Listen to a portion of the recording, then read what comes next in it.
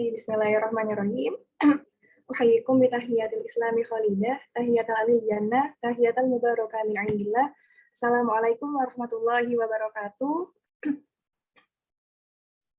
Waalaikumsalam warahmatullahi wabarakatuh.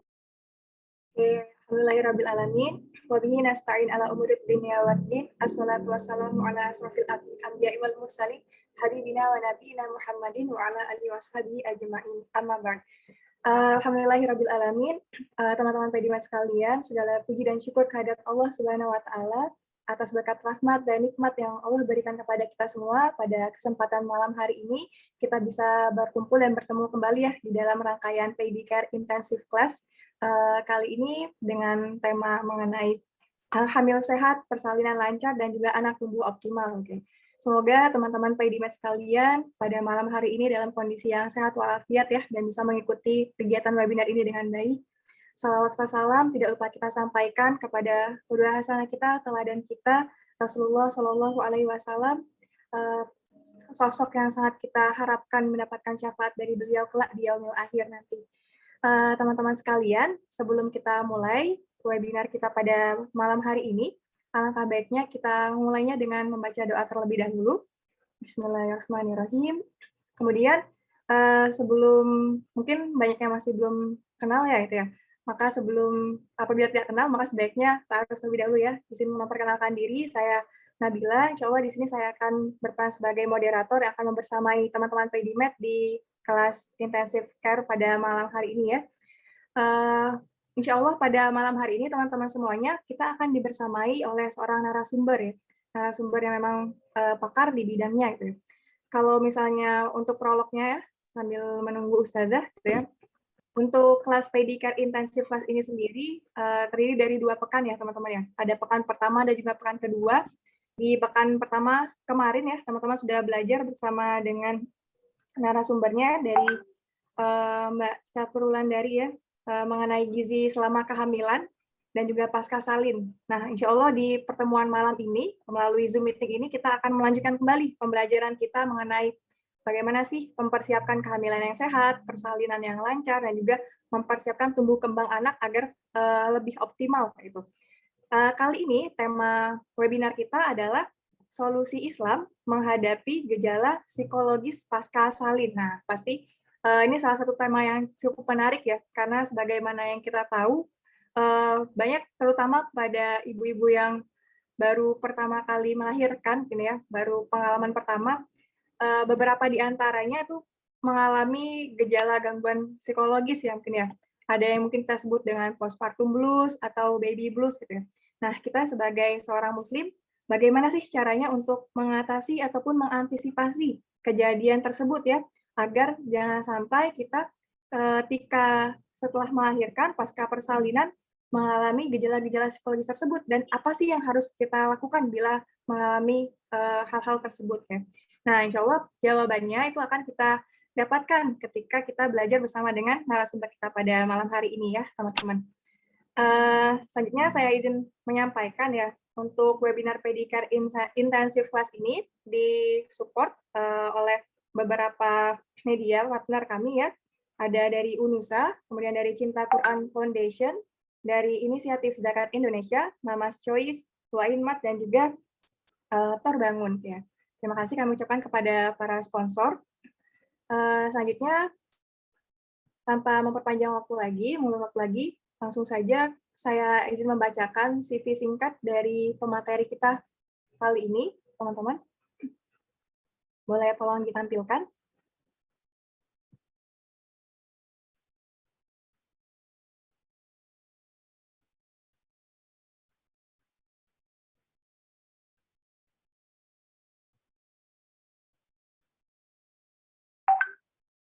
Jadi sambil mempersiapkan, saya izin membacakan terlebih dahulu ya teman-teman ya. Materi kita pada malam hari ini adalah Ustazah Poppy Kamelia. Beliau adalah seorang pegiat dakwah, kemudian seorang parenting Islamic coach, ya. Mompreneur. Kalau dari latar pendidikannya, beliau adalah seorang psikolog yang menempuh pendidikan untuk S1-nya di University of Queensland, Australia, kemudian melanjutkan profesinya, pekerjaannya sebagai seorang dosen, pengajar di LP3I di Aceh Timur dan juga Unima Lok Sumawe Aceh Utara pada tahun 2000, lanjut sebagai konsultan psikologi sampai dengan tahun 2003 dan branch manager tahun 2015. Ustazah Popi ini memiliki banyak sekali pengalaman untuk mengisi kajian di berbagai tempat. Kalau misalnya untuk sertifikasi jangan diragukan ya, beliau memiliki banyak sertifikasi ya di beberapa hal ya. Ada BPNLP, CHRNLPC, HTEC. Nah, mungkin saya sendiri pun masih kurang paham ya, nanti mungkin dari Ustazah Popi akan menjelaskan lebih langsung ya. Sepertinya Ustazah Popi sudah hadir ya, teman-teman. Alhamdulillah. Kita sapa terlebih dahulu Ustazah Popi. Assalamualaikum Ustazah. Waalaikumsalam warahmatullahi wabarakatuh. Apa kabar Ustazah hari ini? Alhamdulillah bi khair ya. Semoga semuanya di sini juga dalam keadaan sehat walafiat, nggih. Amin. Amin. Ustazah Popi lagi di mana sekarang Ustazah? Di rumah ini, Mbak Domisili Nabila, di mana Ustazah? di Surabaya. Oh, Surabaya ya. Masya Nabila Allah di ya. Palembang Ustazah. Lah inilah ya berkahnya pandemi ya. Akhirnya Ya, kita punya kotak ajaib nih. Palembang, Surabaya bisa gabung ya. Masya Ustazah Allah. pemirsa juga dari berbagai macam daerah di Indonesia Insya Allah Ustazah. Masya Allah. Masya Allah. Allah malam hari ini kita ingin menggali ilmu dengan Ustazah Popi ya bersama-sama.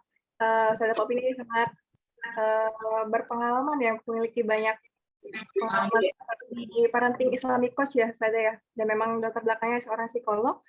Tema kali ini adalah terkait dengan solusi Islam menghadapi gejala psikologis pasca salin. Nah, ini mungkin tadi seperti yang Nabila sampaikan di awal tadi saja mungkin terutama pada ibu-ibu yang baru pertama kali melahirkan mungkin saja ya, mungkin baru pertama kali mengalami persalinan, mungkin terkadang ada yang mengalami postpartum blues atau baby blues gitu ya. Mungkin kita sebagai seorang muslimah gitu ya, bagaimana sih caranya mengatasi hal tersebut ya dalam sudut pandang Islam. Gitu ya.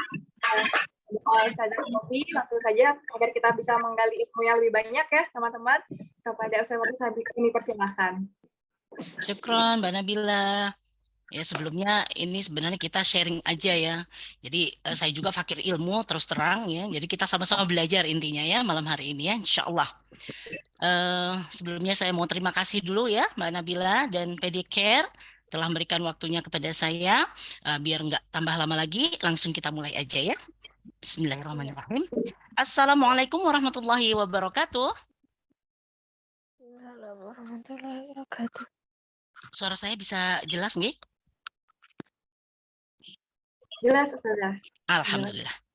Alhamdulillahilladzi hadana li hadza wa ma kunna linahtadiya laula an hadanallah laqad ja'a rusulu rabbina bil haqq wa nudu an tilkumul jannah urisumuha bima kuntum ta'malun.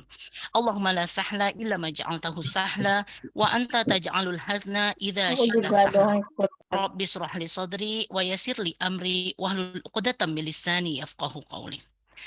Sahabat-sahabat perindu surga yang Allah rahmati, Alhamdulillah kita panjatkan puji dan syukur kita kepada Allah Subhanahu wa Ta'ala atas segala nikmat dan karunia yang Allah berikan dan Allah limpahkan kepada kita. Nikmat yang sangat banyak ya, bahkan setiap nafas yang kita hembuskan ini adalah nikmat dari Allah Subhanahu wa Ta'ala. Jantung yang senantiasa berdetak di dalam diri kita, itu pun merupakan nikmat Allah Subhanahu wa Ta'ala. Maka bagaimana kita bisa menghitungnya? Ya, dan kita harus makin bersyukur ketika tiap hembusan nafas dan detakan jantung itu mengiringi kita untuk senantiasa mendekat kepada Allah Subhanahu wa Ta'ala. Nah, seperti halnya malam hari ini ya, Allah mudahkan dan ringankan langkah kita ya, hati kita untuk bisa hadir di Thalabul Ilmi, kajian ilmu yang tentunya adalah mengkaji ilmu agama. Meskipun ini seolah-olah adalah ilmu untuk dunia ya, bagaimana kita hidup di dunia, tapi kita akan melihatnya dari perspektif agama kita, Islam ya. Karena mempelajari ilmu Allah Subhanahu wa Ta'ala itu sesungguhnya adalah puncak dari kenikmatan, puncak dari anugerah ya, yakni ketika kita bisa mendapatkan ilmu yang bermanfaat serta iman dan amal soleh. Yang sesuai dengan hadis Rasulullah Sallallahu Alaihi Wasallam, barang siapa yang Allah inginkan kebaikan kepadanya, Allah akan faqihkan ia dalam masalah agama.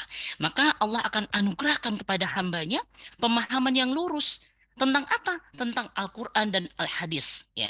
Karena didasari keikhlasan hati dan akidah yang sahih. Nah, karena hati yang dipenuhi oleh hawa nafsu itu tidak akan memahami Al-Quran dan hadis dengan benar, ya. Maka yuk sama-sama sekarang waktunya kita luruskan niat, ya. Kita belajar malam hari ini tujuannya hanya mengharapkan ridho Allah semata, ya, bukan yang lain-lainnya.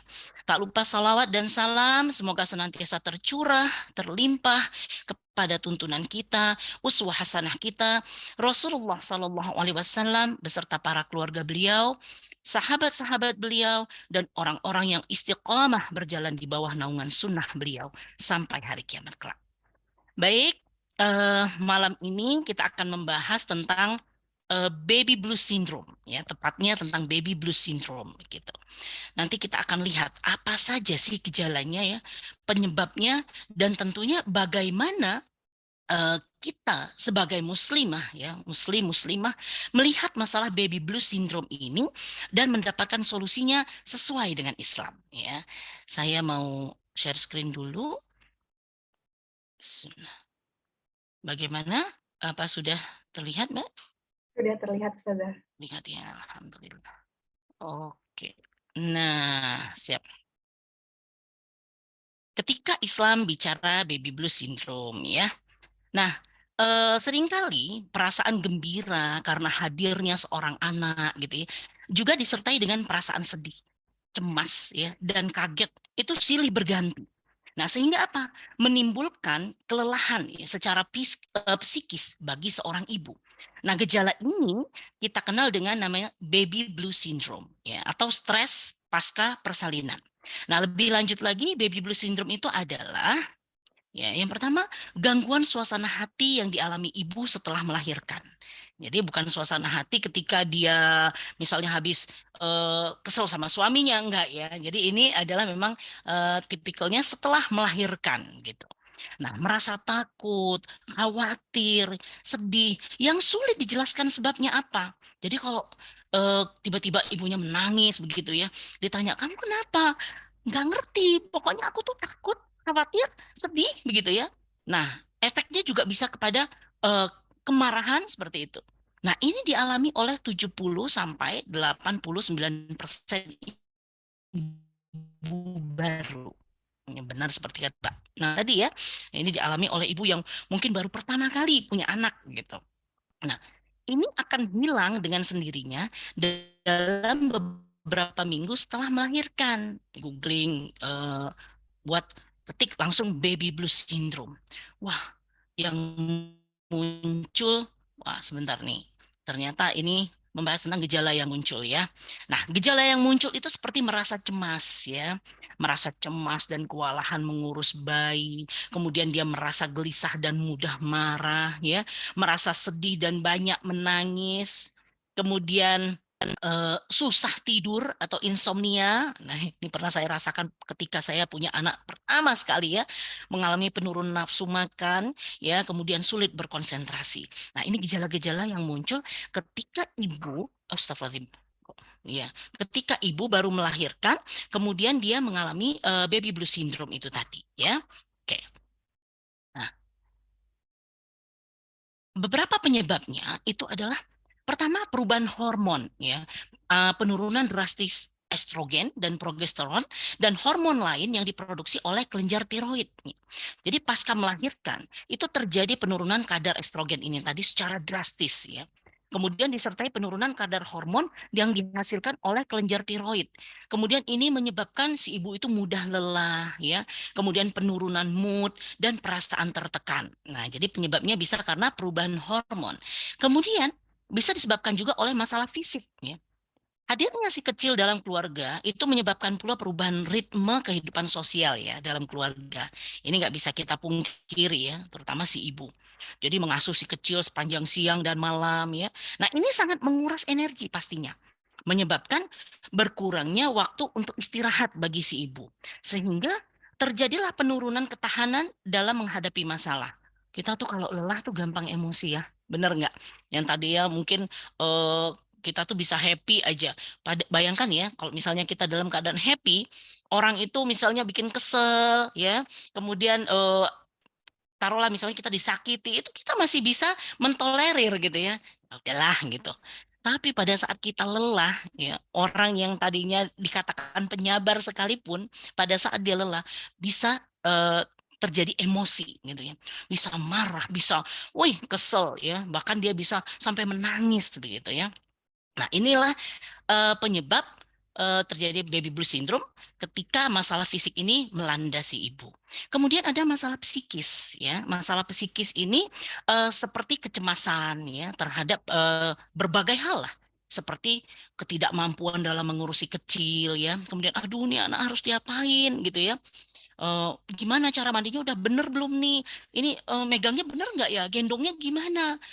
Patah nggak nanti lehernya? Ada aja ya kecemasan-kecemasan yang dia merasakan seperti ketidakmampuan dalam mengurusi kecil gitu ya. Nah, kalau tidak mampuan mengatasi dalam berbagai masalah misalnya. Kemudian tidak ada rasa percaya diri ya, karena perubahan bentuk dari sebelum hamil ya, serta kurangnya perhatian keluarga, terutama suami. Ya. Nah, ini ikut mempengaruhi terjadinya depresi, terjadinya stres gitu ya pasca melahirkan. Kemudian masalah sosial. Nah, setelah persalinan pertama, umumnya bunda itu akan kesulitan ya untuk mengurus anak. Karena belum terbiasa lah pastinya dengan hal tersebut ya. Mulai dari memandikan anaknya atau sekedar menenangkan anaknya ketika menangis. Ya, belum paham nih. Ini nangisnya karena sakit, karena haus ya, karena lelah ngantuk misalnya atau karena apa gitu. Nah, masih belum tahu ya. Jadi anaknya yang nangis, ibunya juga ikut nangis. Ya, kadang begitu tuh. Anaknya nanti nangisnya misalnya nadanya cuma do, ibunya bisa mimi nadanya "Ya," gitu kan. "Aku harus apa gitu. Nah, ini sering terjadi. Nah, masalah sosial ya. Nah, jadi ini tentu saja menjadi prioritas baru yang cukup menyita waktu dan tenaga si ibu ya ketika anaknya baru lahir.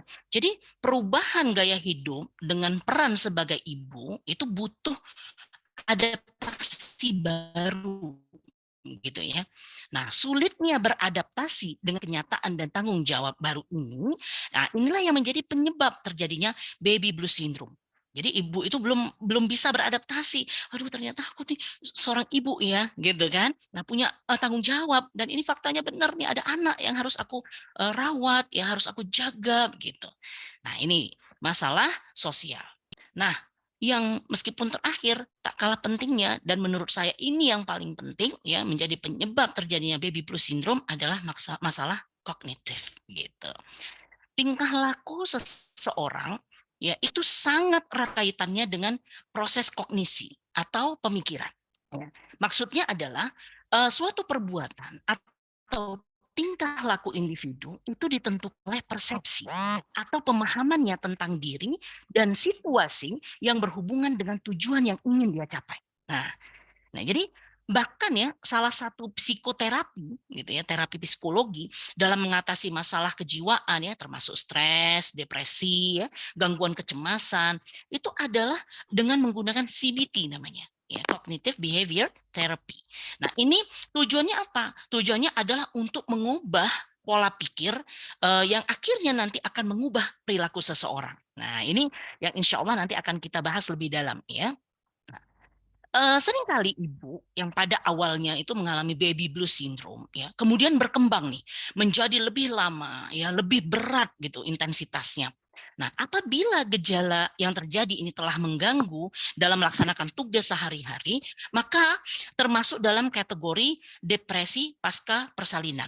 Ya, yang tadi postpartum depression ya. Jadi depresi pasca melahirkan begitu.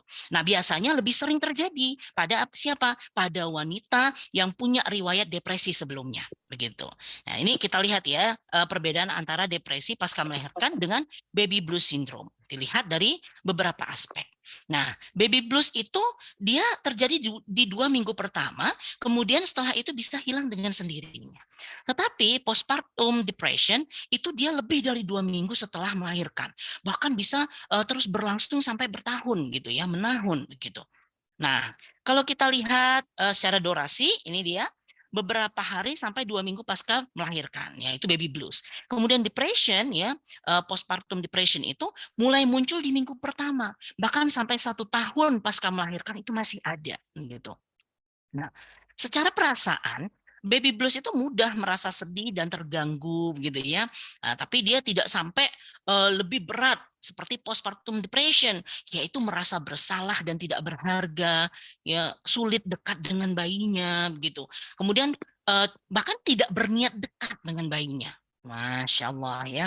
Nah, secara pemikiran, kalau baby blues syndrome itu dia cemas yang masih dapat dikendalikan lah ya. Kemudian ini yang khas sekali, mudah lupa, itu khas sekali ya bagi penderita baby blues maupun postpartum depression, itu mudah lupa gitu. Nah, kemudian di depression itu dia cemas yang tidak dapat dikontrol, cemas yang luar biasa gitu ya. Nah, akhirnya dia sulit konsentrasi dan lagi-lagi mudah lupa. Kemudian secara perilaku penderita baby blues syndrome itu dia mudah menangis ya, kadang sampai malas makan begitu ya. Sementara postpartum depression perilakunya itu adalah menjauh dari pasangan dan lingkungan ya, dia menarik dirinya, dia menyendiri, dia mengalami insomnia yang hebat gitu ya, sulit tidur, kemudian terus cemas dan kurang nafsu makan. Ini membahayakan begitu ya. Jadi kalau kita search di Google begitu ya, ketika kita ketik baby blues gitu. Nah, ini banyak sekali ternyata kasus-kasus. Ini salah satunya saja yang saya ambil gitu ya. Waduh, itu kalau membacanya miris sekali. Ya Allah gitu ya. Kena baby blues, ibu ini diduga sengaja tenggelamkan bayinya. Ya Allah, 4 kisah tragis ibu terserang baby blues. Bacok anak, kubur bayi hidup-hidup. Ya Allah, ternyata bukan di zaman itu aja ya, di zaman nabi-nabi terdahulu ya, ada bayi yang dikubur hidup-hidup ya. Hari ini juga ada, Masya Allah, oleh ibu kandungnya sendiri. Coba, ibu kubur bayi hidup diduga depresi indikasi baby. Allahu Akbar ya. Jadi nggak main-main ternyata baby blues syndrome ini ya. Jadi kalau kita lihat tapi kan nanti dia bisa hilang sendiri. Nggak begitu juga. Nah, kalau misalnya kita tidak mensolusinya dengan benar, dengan tepat, dengan baik, maka inilah yang akan terjadi ya. Ini potret kehidupan hari ini ya, luar biasa gitu. Di mana naluri seorang ibu ya, yang sampai tega menenggelamkan bayinya, mengubur bayinya hidup-hidup, ya Allah ya. Kita misalnya kucing yang udah mati aja mau kita kubur tuh nangis ya sedemikian rupa ya. Itu saya mengalami sendiri, anak saya tuh suka sekali ya dengan kucing, sayang banget dengan kucing. Kemudian kucingnya mati itu sampai berhari-hari nangis. Nala bun, iya nak gitu. Nah ini ibu coba yang 9 bulan dia merasakan ya bagaimana sakitnya hamil, sulitnya hamil, ya, nggak bisa tidur kiri, miring kanan susah. Sudah lahir anaknya dikubur hidup-hidup. Ini gimana ceritanya? Kok bisa seperti ini ya kan? Nah, akhirnya setelah kita melihat ini semua ya, mari kita sama-sama mencari solusinya. Ya, kira-kira bagaimana sih solusinya? Dan tentu saja sebagai seorang muslim haruslah kita mencari solusinya sesuai dengan agama kita, yaitu Islam ya. Bagaimana sih solusinya di dalam Islam? Nah, ini dia. Oke. Baik. Kalau kita lihat ya dari sudut pandang Islam, proses melahirkan ya, mengasuh anak ya, mengasihi dan menyayangi anak itu merupakan bagian dari khasyatun insan namanya, atau potensi dasar manusia. Jadi, manusia itu sebenarnya terdiri dari 2 aspek ya.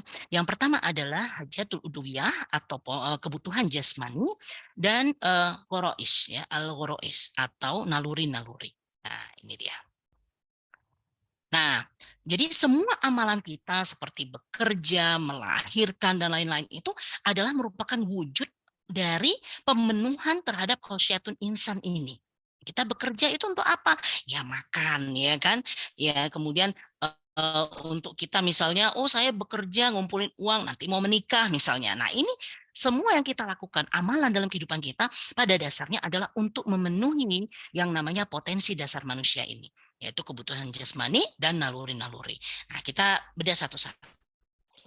Kebutuhan jasmani ya, atau hajatul udwiyah. Nah, ini merupakan kebutuhan dasar yang timbul akibat kerja struktur organ tubuh manusia. Jadi, jika kebutuhan dasar ini tidak dipenuhi, ya, struktur organ tubuhnya itu akan mengalami gangguan dan bisa mengakibatkan kerusakan. Sebagai contoh nih, gangguan yang kemudian akan menyebabkan penyakit gitu. Nah, kebutuhan jasmani ini rangsangannya dari dalam. Ya, dan seandainya tidak dipenuhi, maka bisa menghantarkan pada kematian. Rangsangan dari dalam itu seperti apa? Ya, kita nggak perlu untuk menghadirkan rasa lapar di dalam diri kita harus melihat dulu nih iklan lewat ya, makanan enak gitu. Nggak harus begitu. Dia rangsangannya tuh muncul dari dalam ya, yang namanya jatul udwiyah itu tadi ya, kebutuhan jasmani. Misalnya kebutuhan untuk buang air ya. Kita nggak perlu harus melihat dulu gambar misalnya toilet atau kamar mandi yang bersih, yang indah, yang mewah, baru kita punya hasrat ingin buang air seperti itu ya. Nggak perlu, karena memang dia rangsangannya dari luar begitu, dari dalam, afwan. Nah, al-ghora'is itu sendiri ya, adalah naluri ya, yaitu potensi alami yang ada pada diri manusia untuk menjaga dan melestarikan kelangsungan hidupnya, untuk menjaga spesiesnya, dan agar mendapat petunjuk mengenai adanya al-khaliq atau sang pencipta. Nah, berbeda dengan hajatul udwiyah, maka naluri ini rangsangannya dari luar dan pemenuhannya itu tidak pasti ya. Jadi jika tidak dipenuhi, maka hanya menghantarkan pada kegelisahan saja. Wujud dari ghorizah bako misalnya gitu ya. Ghorizah bako itu adalah naluri untuk mempertahankan diri misalnya gitu ya. Sehingga wujudnya itu seperti misalnya kita pengen punya barang-barang mewah ya, kita pengen hidup senang begitu, kita pengen punya jabatan, dikenal, kemudian pengen dihargai begitu. Nah, ini wujud dari ghorizah bako. Nah, itu dia rangsangannya dari luar. Kita kalau sering-sering dirangsang melihat pakaian mewah, ya barang-barang mewah, bagaimana kehidupan yang menyenangkan kalau misalnya materinya mewah, seolah-olah seperti itu ya. Nah, itu kita akan terus berpikir seperti itu, sehingga perilaku kita pun akan ke arah sana, gitu ya, untuk memenuhi ghorizah bako ini tadi. Nah, maka dia rangsangannya dari luar. Nah, untuk itulah kita perlu paham ya, perlu paham yang benar itu seperti apa, sehingga rangsangan-rangsangan dari luar ini bisa kita filter gitu. Apakah ini benar? Ya, apakah orang itu mulia karena dipandang dari materinya? Nah, itu tuh kita harus punya nih pemikiran yang benar. Nah, pemikiran itu ada pada potensi akal ya, yang selanjutnya ini, potensi akal. Nah, oke. Selanjutnya, mungkin istilah hajatul udwiyah ya, ghoriza ini mungkin sesuatu yang asing lah bagi kita ya. Nah, saat ini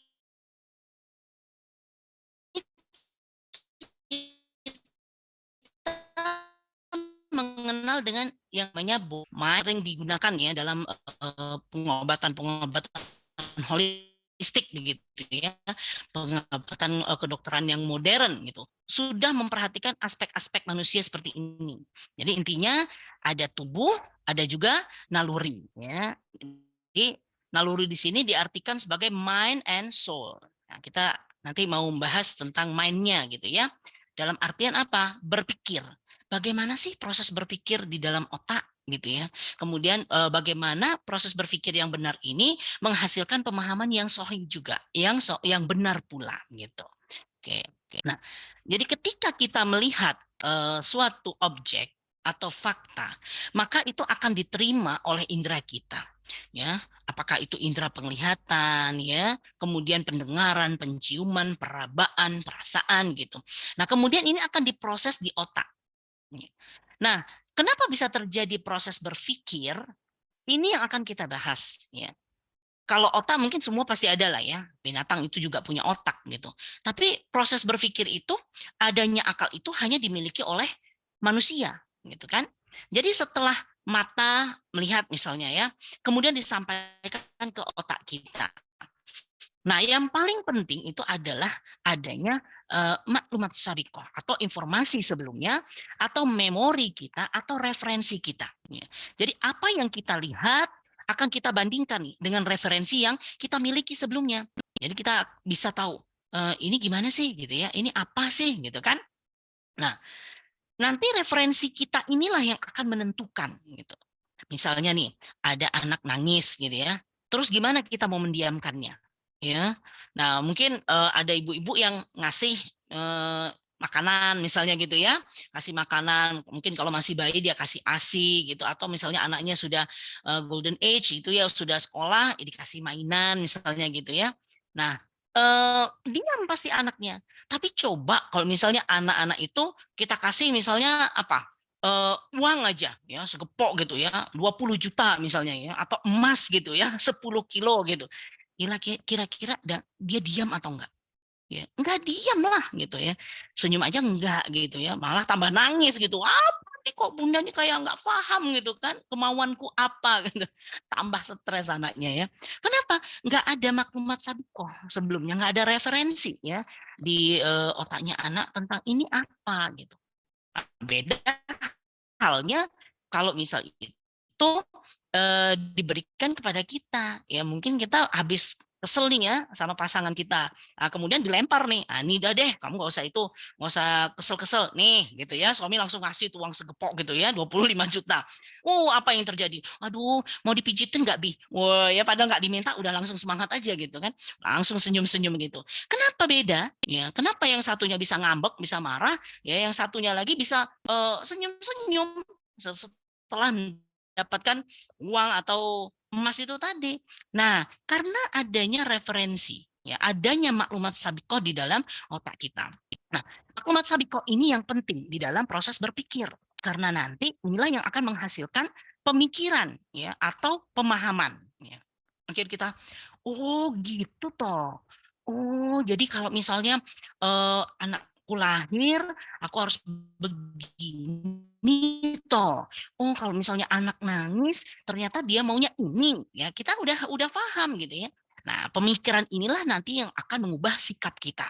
Jadi misalnya ada ibu yang tega menyakiti anaknya seperti tadi ya. Kemudian kita bilang, kamu harus sayang loh sama anak, misalnya gitu ya. Ntar lapor polisi loh ya gitu kan. Nah itu nggak begitu caranya, nggak bakalan bisa dia berubah gitu ya. Bisa jadi tambah kesel. Tapi apa? Kita ubah pemikirannya. Kita ubah pemahamannya ke arah pemahaman Islam gitu. Sehingga dia akan memperbaiki referensinya. Jadi sekali lagi, meskipun otak itu dimiliki oleh hewan, oleh semua ya gitu ya, manusia, hewan maksud saya. Tapi proses berpikir, ya fungsi luhur, ya decision atau perubahan perilaku itu hanya ada di manusia. Nah inilah yang dikatakan proses berpikir. Ya. Nah selanjutnya ini sudah sangat sering ya kita dengar ya, kita baca ya termasuk CBT itu tadi cognitive behavior therapy adalah merubah kerangka berpikir maka akan merubah perilaku ya. Oleh karena itu kita harus tahu nih ketika kita menghadapi suatu fakta ya bahwa kita sudah melahirkan anak gitu ya, kita sudah punya bayi, kemudian predikat kita berubah nih menjadi seorang ibu, tidak lagi gadis ya, tidak lagi single begitu ya, single lilah gitu kan, jomblowati misalnya enggak begitu. Nah, artinya peran kita juga akan berubah. Nah, tidak akan sama dengan saat kita masih belum punya anak gitu. Yang kemudian ini dapat memicu terjadinya baby blues syndrome, ya kan? Nah, kita bisa jadi sedih, khawatir berlebihan, marah dan sebagainya. Oleh karena itu, perubahan perilaku ini dapat kita ubah dengan mengubah cara berpikir kita. Ya, jadi maka referensi atau maklumat sabiqah yang harus kita ubah ya. Nah, ini menjadi referensi siapa? Seorang muslim. Nah, apa itu referensi seorang muslim? Ya, itu Al-Qur'an, As-Sunnah dan sumber-sumber hukum lainnya yang sesuai dengan Islam ya. Nah, kenapa sih harus Al-Qur'an gitu kan? Kenapa kok referensinya harus Al-Qur'an, As-Sunnah gitu, ijma sahabat, qiyas, kenapa harus itu gitu kan? Nah, Ya benar, karena sejatinya Islam itu turun ke muka bumi adalah sebagai mu'alajah muskilah fil hayah gitu ya, sebagai solusi bagi masalah kehidupan manusia. Allah menurunkan Islam ya, kemudian menurunkan Al-Qur'an kepada Rasulullah, itu lengkap segala aturan di dalamnya, sempurna dan paripurna gitu. Itu untuk apa? Sebagai solusi bagi seluruh masalah kehidupan manusia. Maka sudah selayaknya yang menjadi referensi kita seorang muslim adalah Al-Quran, As-Sunnah, Ijma' sahabat, dan kias itu tadi. Ya. Nah, ketika seorang muslim menghadapi masalah dalam hidupnya, haruslah dia merujuk pada apa-apa yang sudah Allah tetapkan, ya, apa-apa yang sudah Allah atur. Jadi masalah itu muncul ketika manusia itu menyalahi dari aturan Allah, ya, ketika dia melenceng dari syariat Allah. Kalau kita lihat hari ini ya, masya Allah fenomena hari ini ya, potretnya itu nggak cuma baby blues ya. Kemarin mungkin dengar itu ada kasus bullying pada anak ya, sehingga menghantarkan kepada kematian. Kemudian seperti kemarin ada Citayam Fashion Week gitu ya. Ya Allah, yang mereka itu jauh sekali dari norma-norma Islam, aturan-aturan Islam ya. Nah, di situ nanti akhirnya ada ajang siapa? LGBT, yang kita tahu itu akan membawa penyakit begitu kan, penyakit di dalam kehidupan manusia. Nah, jadi kalau kita mau melihat kenapa sih masalah-masalah ini muncul, ya kenapa kok ada bullying, kok ada LGBT, kok ada perzinahan, pacaran, udah kelebihan batas seperti itu ya, karena mereka menyalahi aturan Allah, melenceng dari syariat Allah, dan masalah itu akan menyebabkan penyakit-penyakit. Nah, ini termasuk ya masalah baby blues itu tadi, ya. Nah, lalu bagaimana sih kerangka berpikir Islam itu? Nah, kerangka berpikir sesuai syariat Islam itu yang pertama, standar perbuatannya itu adalah syariat Allah. Jadi standar perbuatan kita bukan materi, ya, bukan untung rugi, manfaat atau tidak, bukan, tapi sesuai dengan apa yang Allah syariatkan. Nah, tujuan kita dalam melakukan sesuatu apapun itu adalah ridho Allah. Kita merawat anak kita taat kepada suami kita, ya, kita menyayangi tetangga, saudara, itu semua tujuannya adalah ridho Allah, bukan berharap ridhonya manusia. Aku merawat anakku dengan baik supaya ntar dibilang orang, wih, ibu yang hebat gitu kan, pintar ngurus anaknya. Ya, aku taat sama suamiku supaya ntar suamiku kasih uang yang banyak. Enggak seperti itu. Nah, tapi kerangka berpikir sesuai syariat Islam adalah tujuannya mengharapkan ridho Allah. Kemudian hidupnya itu diatur oleh aturan syariat, ya, bukan oleh aturan yang lain-lain gitu. Sehingga ketika dia menghadapi masalah, ya, contoh misalnya dia ke apa ya, menghadapi ini tadi misalnya, aduh gimana nih, kewalahan nih ya, mengurus anak, aku harus apa ya. Nah, dia lihat tuh syariat mengatur seperti apa sih seorang ibu mengurus bayinya, ya, kemudian bagaimana seorang ibu ketika berhadapan dengan bayinya, nggak justru, aduh bingung anak nangis terus, aku nggak tahu harus apa, wis benamkan aja di tanah, nggak begitu ya. Maka hidup dia itu diatur oleh aturan syariat. Dia mengutamakan halal dan haram. Jadi meskipun dia tahu, aduh ini melelahkan, begitu ya, ini melelahkan, ini menguras tenaga dan waktu, begitu. Tapi dia mengutamakan, sebentar, kalau saya menyakiti anak, saya membuat anak saya itu malah menderita, ini sesuatu yang diharamkan oleh Allah. Nah, itu ada cara berpikir seperti itu, ya. Dan dia punya orientasi kehidupan adalah akhirat, ya, bukan dunia. Nah, ini kerangka berpikir sesuai syariat Islam. Dia akan tahu, ya Allah, apa sih nanti balasannya ketika aku merawat anakku dengan susah payah, ya, dengan ikhlas, hanya mengharap ridha Allah, apa sih nanti balasannya di akhirat. Nah, dia punya orientasi kehidupan seperti itu. Ya, nggak justru, waduh, ini punya anak biayanya mahal gitu kan. Ntar kalau misalnya dia sakit lagi, aduh berapa duit nih harus keluar. Dia orientasinya masih dunia begitu ya.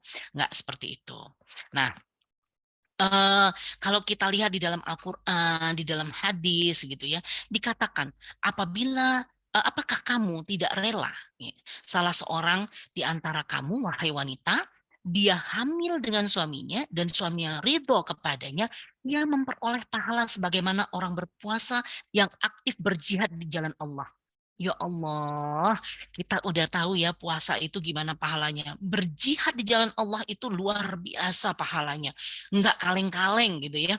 Nah, ibu, seorang wanita yang dia hamil dengan suaminya, halal gitu ya, bukan dengan orang lain, dan suaminya ridho kepadanya, dia memperoleh pahala sebagaimana orang yang berpuasa itu tadi, serta aktif berjihad di jalan Allah.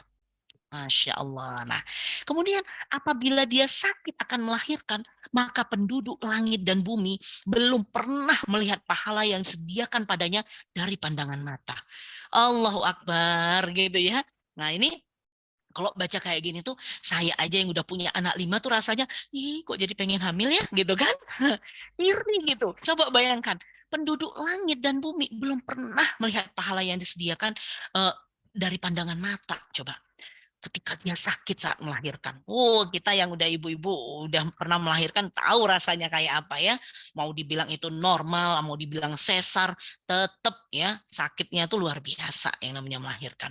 Nah, maka ketika dia melahirkan, tidaklah keluar seteguk susu dan anaknya menyusui seteguk, melainkan setiap tegukan susu itu berdapat pahala satu kebaikan. Wah, satu kebaikan di sisi Allah itu bukan seperti kebaikan di sisi manusia ya, enggak gitu. Wah, itu ada hadisnya kan, satu bulir kebaikan, kemudian nanti dia menumbuhkan 70 butir lagi ya, yang 70 butir itu nanti setiap butirnya itu punya 70 lagi. Ah, Allah, itu udah nggak kebayang deh pahalanya kayak apa ya, luar biasa. Nah, dan dia tidak tidur semalaman, maka dia mendapatkan pahala seperti pahala memerdekakan 70 budak di jalan Allah dengan ikhlas. Allahu Akbar. Mestinya kalau sudah eh, melihat ini ya, punya pemahaman, kita punya kerangka berpikir yang benar tadi, yang soheh gitu ya. Insya Allah jauh ya dari yang namanya baby blues. Kenapa? Ketika kita mengalami kesakitan ya pada saat mungkin menyusui pertama kali, kemudian kita lelah pada saat tidak tidur ya karena merawat anak kita, bisa jadi pada saat sakit itu mungkin 24 jam tuh kita nggak bisa nyenyak tidurnya. Nah, tapi ketika kita ingat ini, punya referensi ya, punya maklumat sabikoh tentang ini, insya Allah kita bisa jauh daripada yang namanya baby blues, apalagi sampai kena depresi ya, sampai kena depresi kemudian yang sampai membunuh anaknya, menghilangkan nyawa anaknya. Naudzubillah min dzalik. Ya jauh. Nah, inilah yang harus kita jadikan referensi, maklumat sabikoh, memori ya di dalam otak kita. Nah, sekali lagi, generasi emas itu lahir dari ibu pejuang. Ya, nggak ada tuh. Anak singa lahir dari ibu kucing kan nggak ada ya. Nah, anak singa itu lahir dari ibu singa gitu. Roar, meraung, mengaum dia. Yo, kita lihat tuh bagaimana singa, wow gitu ya, dia jadi raja hutan gitu kan. Nah, kenapa? Ya karena dia itu lahir dari ibu yang luar biasa. Nah, beginilah generasi emas itu. Ya, kita lihatlah kisah-kisah para sahabiah ya yang akhirnya mampu melahirkan dan mencetak generasi-generasi unggul ya, generasi emas. Kita kalau lihat zaman keemasan Islam itu pernah berjaya 2/3 dunia ya pada selama 13 abad, menguasai 2/3 belahan bumi itu ketika Islam menjadi mercusuar dunia ya. Itu lahir generasi-generasi yang emas ya, luar biasa. Muncul tokoh-tokoh yang luar biasa ya. Kita sebut misalnya seperti Imam Bukhari yang meneliti 300.000 hadis ya, Imam Syafi'i ya ahli fikih, hafal Al-Quran di usia 7 tahun ya. Kemudian ada Ali Asy-Syaukani, seorang qadhi yang menghasilkan 348 judul buku. Terus siapa lagi? Al-Khawarizmi ya, itu adalah pakar matematika. Ya, kemudian siapa lagi? Wih, banyak ya, termasuk di dalamnya itu ada Al-Jabar ya, kemudian ada Salahuddin Al-Ayyubi, Muhammad Al-Fatih ya, ada Uwais Al-Qarni, ya Allah. Nah, bagaimana bisa lahir anak-anak seperti itu, generasi-generasi emas? Pastinya dari ibu-ibu yang tangguh, dari ibu-ibu pejuang, bukan ibu-ibu yang lemah begitu ya, bukan ibu-ibu yang gampang rapuh begitu ya, bukan ibu-ibu yang secara psikis dan fisiknya itu lemah, enggak seperti itu. Nah, ibu-ibu yang lemah secara fisik dan mentalnya pastilah nanti akan menghasilkan anak-anak, mencetak anak-anak yang seperti itu pula. hari ini ya, sahabat-sahabat sekalian, pemikiran-pemikiran rusak dan merusak itu mulai menjangkiti muslimah-muslimah, ya. Khususnya kaum ibu kan, ya, khususnya kaum ibu. Nah, tanpa disadari, sekarang itu kita sedang dicekoki oleh serangan pemikiran budaya-budaya Barat, yang kemudian pola pikir itu menjauhkan kita dari Islam, ya. Apa-apa tuh dinilai secara materi. Jadi wajar kalau banyak orang tua yang akhirnya khawatir ketika punya anak. Ya kan, ketika anaknya lahir dia dipenuhi rasa khawatir, sedih dan sebagainya. Khawatir, aduh nanti biaya pendidikan mahal, sementara pendapatan nggak bertambah ya.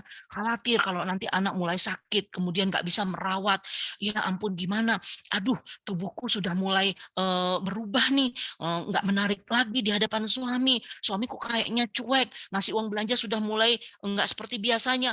Khawatir-khawatir seperti itu yang sifatnya adalah material, ya, kepada materi. Nah, jadi hakikat rizki seperti apa, bagaimana Allah mencurahkan rizki kepada manusia itu tidak bisa dihitung dengan kalkulator manusia, gitu. Itu nggak masuk ke dalam pemikiran muslimah-muslimah hari ini, terutama ibu, gitu ya. Nah, kenapa? Karena sudah terjangkit oleh pemikiran-pemikiran budaya Barat, ya, yang jauh sekali dari pemikiran Islam, gitu. Jadi kalau kita tahu ya, umat itu asal katanya adalah ibu. Ya. Ibulah nanti yang akan melahirkan generasi-generasi yang selanjutnya kita sebut umat, gitu ya. Maka musuh-musuh Islam, ya, itu paham betul jika ingin merusak sebuah peradaban, maka rusaklah generasinya. Nah, dan yang paling mudah itu adalah dengan siapa? Merusak ibunya, begitu. La haula wala quwata illa billah. Ketika ibu ini lemah ya, dalam keadaan tidak stabil, kemudian tidak memperhatikan bagaimana dia mengasuh anak-anaknya, bagaimana akidah dan pendidikan anak-anaknya itu harus didapatkan, dia nggak peduli begitu ya, nggak hanya memikirkan materi dan materi dan materi, maka ibu ini bisa menyebabkan anak-anaknya tumbuh dalam keadaan yang lemah. Sekali lagi lemah fisik dan psikisnya. Generasi itu permata hati ya, yang paling berharga ya Bunda ya, sahabat-sahabatnya yang kita miliki. Dia itu mengalahkan segala bentuk materi, semahal apapun itu. Seandainya kita tahu ya. Jadi anak itu jembatan surga, luar biasa. Ya banyak kisah-kisahnya di mana orang tua yang mungkin secara amalan, secara ibadah masih kurang, tapi diangkat derajatnya di akhirat nanti karena apa? Karena amalan anaknya, istighfar anaknya, ya hafalan Quran anaknya, sholat anaknya. Ya Allah, ya Rabb, ya. Bagaimana orang tua nanti bisa dipakaikan jubah emas, ya, mahkota emas oleh anak-anak yang penghafal Al-Quran. Ya inilah kalau kita tahu anak itu sebenarnya itu adalah eh, permata hati yang paling berharga, nggak bisa dinilai dengan uang gitu ya, nggak ada priceless pokoknya. Mau kita bilang oh, dengan mobil mewah, Rolls Royce, nggak ada apa-apanya itu dunia dibandingkan dengan anak ini tadi. Nah, maka kenapa bisa sampai ibu mencelakai anaknya? Karena maklumat sabiqah tentang anak itu nggak dia pahami. Dia nggak tahu kenapa ada ibu sampai bisa mencubit, memukul anaknya, ya. Kemudian sampai anaknya itu ya Allah memar babak belur begitu ya. Hanya gara-gara anaknya nggak bisa menjawab soal matematika. Kenapa? Nggak paham ya. Jadi kerangka berpikirnya maklumat sabiqahnya itu belum benar. Ya, dia belum melihat referensinya kepada Al-Quran dan As-Sunnah gitu. Ya. Nah sekali lagi ibu itu adalah eh, Madrasatul Ula, ya sekolah pertama dan utama bagi anak-anaknya. Nah, Islam itu sangat memuliakan peran ibu. Ya, sangat memahami bagaimana susah payahnya seorang ibu dalam melahirkan dan membesarkan anaknya, buah hatinya. Oleh karena itulah Allah sangat memperhatikan bagaimana memperlakukan orang tua. Kita mungkin sekarang menjadi orang tua, ya saya sebagai orang tua, saya pun juga sebagai anak, ya anak dari orang tua saya. Maka di dalam Islam itu sudah jelas bagaimana seorang anak itu harus memperlakukan orang tuanya. Di Quran surat Luqman ayat 14 ini ya Allah perintahkan dan kami perintahkan kepada manusia berbuat baik kepada kedua orang ibu bapaknya.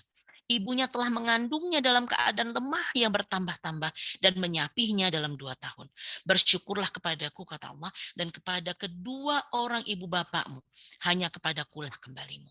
Jadi kalau sekarang ada yang posisinya masih anak, ya, meskipun sudah menjadi orang tua seperti saya, tetap ya kalau masih ada orang tua, berbuat baiklah. Ya, harus sadar tuh bagaimana orang tua kita membesarkan kita, ya, melahirkan kita, ya Allah ya Rob. Nah, ya. Sehingga kita pun ke anak kita seperti itu. Kalau kita tahu bagaimana orang tua kita sakitnya, ya, melahirkan, orang tua kita melahirkan sakit juga demikian, maka kita berbakti kepada orang tua dan kepada anak pun kita menjadi sayang, gitu ya. Nah, sungguh peran ibu itu tidak ringan, ya, tidak ringan. Bahkan tidak akan bisa berjalan dengan baik jika tidak dijaga oleh pihak-pihak lainnya, gitu ya.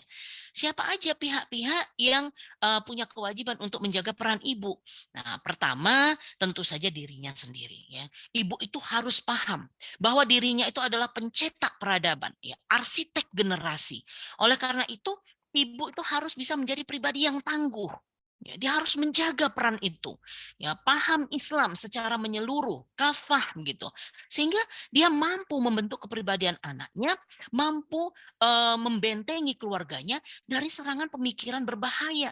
Seperti apa? Sekulerisme, ya, yang memisahkan agama dengan kehidupan, liberalisme yang punya pemikiran bebas begitu ya, feminisme yang menganggap antara laki-laki dengan perempuan itu sama, sehingga kalau kamu kerja aku harus kerja, ya. Jadi kalau misalnya sekarang aku merawat anak, kamu juga harus sama misalnya gitu ya.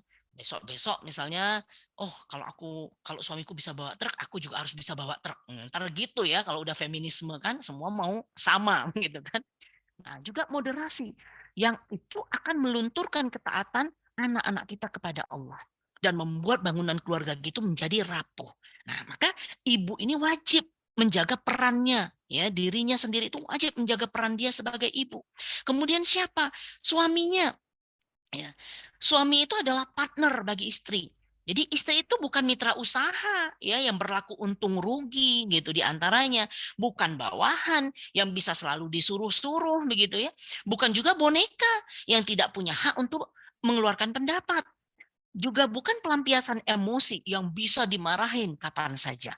Nah, ini Islam sudah memberikan peran suami sebagai kowam itu harus apa ya terhadap istrinya, terhadap anaknya. Islam sudah punya gitu, sudah punya aturannya, sudah punya koridornya seperti apa. Nah, luar biasa.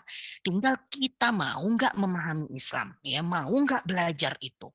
Nah, kurangnya pemahaman mengenai gangguan jiwa gitu ya, itu membuat kondisi depresi itu sulit terdeteksi. Ya apalagi kalau ibu itu mengidap gangguan psikotik yang ditandai dengan munculnya suara bisikan begitu ya untuk melukai atau melakukan kekerasan kepada anaknya. Nah, itu sulit terdeteksi. Nah, banyak suami ketika istrinya seperti ini itu malah kehilangan simpati gitu loh. "Oh, kamu ini aneh-aneh aja." Bahkan apa? Meninggalkan istrinya begitu ya. Ya Allah. Nah, maka dukungan suami ya seperti memberikan support moral, ya mau mendengarkan cerita serta keluh kesah istrinya itu akan sangat membantu dalam menghilangkan rasa cemas, sedih dan depresi pada ibu pasca melahirkan, ya. Selanjutnya adalah oleh masyarakatnya.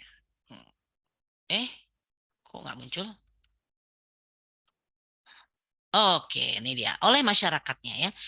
Nah, masyarakat yang paham Islam itu dia akan saling menjaga, akan saling mensupport gitu. Ada aktivitas amar ma'ruf nahi mungkar di sana, ya. Menjadi ibu hari ini tuh tantangannya luar biasa, luar biasa. Bagaimana gempuran media dan pemikiran rusak itu meracuni anak-anak kita, ya, meracuni generasi muda. Nah, seandainya ibu bekerja sendiri dalam membentengi anak-anaknya itu pasti sangat berat. Ya, tapi seandainya masyarakat itu paham Islam, menjalankan syariat-syariat Islam, maka akan mampu menjadi kontrol. Ya, kontrol masyarakat, saling menasehati dalam kebenaran dan kesabaran. Jadi masyarakat bisa lihat ketika ibunya marah-marah kepada anaknya gitu ya, bisa saling menasehati. Bu, itu anak loh, jembatan surga, sabar gitu ya. La taghdab walakal jannah, ya jangan marah, maka bagimu surga. Akan ada seperti itu, akan ada kontrol masyarakat gitu. Ketika masyarakat itu juga paham Islam. Nah, tentu saja ini akan meringankan beban orang tua dalam membentuk kepribadian anaknya dan dia akan lebih mudah untuk apa ya keluar dari posisi stres itu tadi. Selanjutnya adalah oleh negara. Nah, ini pula ya. Negara itu punya peran besar ya. Kenapa? Kekhawatiran orang tua hari ini tuh ada mana mampu memberikan fasilitas terbaik kan buah hatinya gitu ya, terkait kebutuhan pokok ya, bisa nggak ya ngasih makan kan gitu. Terkait kesehatan, pendidikan begitu, yang hari ini tentu aja itu semua nggak murah dan tidak mudah gitu kan. Nah, ini yang sering menjadikan penyebab stres, depresi bagi orang tua ya, dan ibu yang baru melahirkan pun sama gitu. Dia sudah berpikir, aduh gimana nih nanti kalau anak sakit aku harus apa, biayanya ada enggak, kan? Terus obat apa yang harus aku berikan? Terus gimana? Eh, Rumah sakit gimana? Semua khawatir seperti yang diperlukan untuk kesejahteraan rakyatnya. Ya, maka dalam rangka menjalankan peran ibu yang optimal dan maksimal, negara semestinya mampu mewujudkan dan menghantarkan seluruh masyarakatnya kepada kehidupan yang sejahtera. Ya, jadi negara itu mestinya harus mampu mewujudkan agar para suami itu bisa bekerja dengan pendapatan yang layak, ya, sehingga mampu memenuhi kebutuhan keluarganya secara layak, begitu. Dan para istri itu tidak perlu bekerja, sehingga apa? Dia bisa fokus menjalankan kewajibannya sebagai ibu, sebagai pengurus rumah tangga, dan pendidik generasi. Nah, jadi pembentukan karakter generasi hebat yang taat syariat itu harus dilakukan oleh keluarga, masyarakat, dan negara. Nah, ketiga instrumen ini harus berperan dan berfungsi dengan baik sesuai syariat untuk menjaga peran ibu ini tadi ya, karena memang peran ibu itu luar biasa ya, pencetak generasi ini. Ya kalau hari ini kita lihat generasi itu rusak seperti ini, ya kita kembali lagi bagaimana ibunya gitu. Apakah sudah menjalankan peran ibu sesuai dengan apa yang Allah tetapkan? Nah, gitu ya. Pada akhirnya setelah semua ikhtiar itu kita lakukan ya, maka selanjutnya adalah tawakal kepada Allah. Tentunya dengan berdoa. Doa itu merupakan senjata ya bagi orang beriman.